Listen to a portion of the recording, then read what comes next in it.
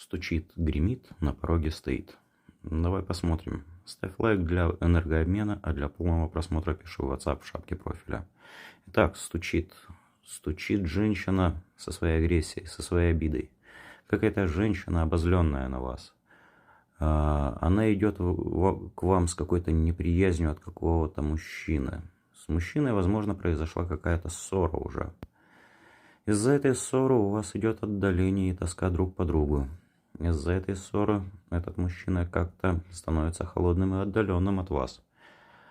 Что на пороге стоит? Так, на пороге стоит исполнение желания. Вы становитесь сильнее. Ваше разрушение даст вам какое-то обновление, даст трансформацию, где вы станете сильнее и станете увереннее в себе. На пороге ваши завистники стоят, двуличные люди вас окружают, которые которые в глаза, точнее, могут относиться к вам хорошо, а поза глаза иметь какую-то неприязнь, зависть.